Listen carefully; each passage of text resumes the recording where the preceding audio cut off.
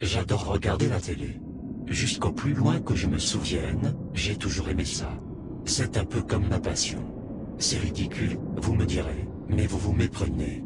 J'aime toutes les émissions, ainsi que toutes les chaînes. Ça en devient parfois difficile pour choisir mon programme. Cependant, il y en a un type que je préfère plus que tous les autres.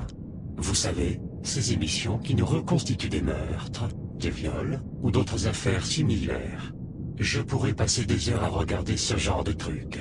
Je n'ai pas beaucoup d'amis proches, je suppose que c'est en partie à cause de mon addiction. Mais si je me suis réfugié là-dedans, c'est justement parce que je suis seul. Un foutu cercle vicieux, duquel je ne peux pas sortir, et qui s'aggrave de jour en jour. Mais au fond, je supporte plutôt bien cette solitude, je m'y suis fait au fil des années. Quelquefois, il m'arrive d'inviter des connaissances chez moi. Des personnes qui acceptent encore de faire partie de mon environnement social.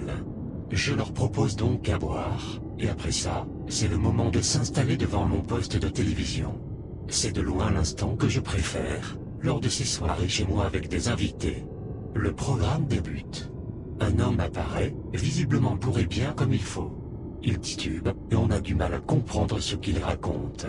Et puis, il rejoint une fille à l'autre bout de la salle, dans laquelle il se trouve, une cuisine visiblement. On peut sentir la terreur dans les yeux de celle-ci. L'homme se rapproche d'elle de plus en plus, d'un air menaçant, les yeux rougis sans doute par une drogue, toujours en titubant lourdement. Mais cours. Vite. Tu ne vois pas qu'il est dangereux. Elle s'exécute alors. Malheureusement, cette tentative est vaine. Elle remarque qu'elle ne peut pas s'échapper de la pièce. On ressent sa panique. L'homme se jette sur elle, lui assène quelques coups violents au visage, et se met à l'étrangler. Elle perd connaissance. Je regarde mes invités.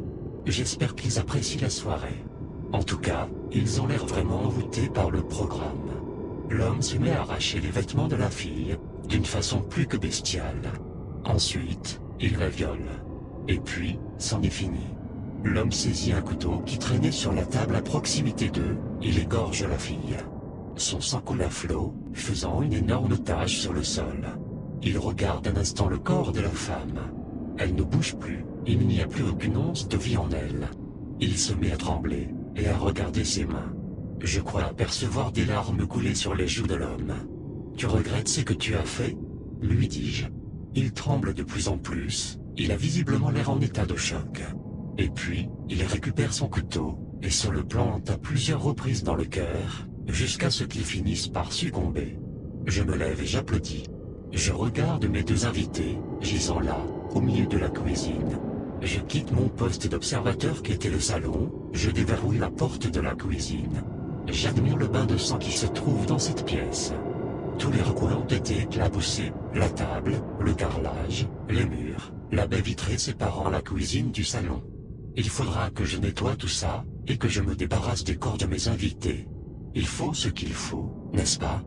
Tous les moyens sont bons pour conserver ma passion. J'aime vraiment regarder la télé.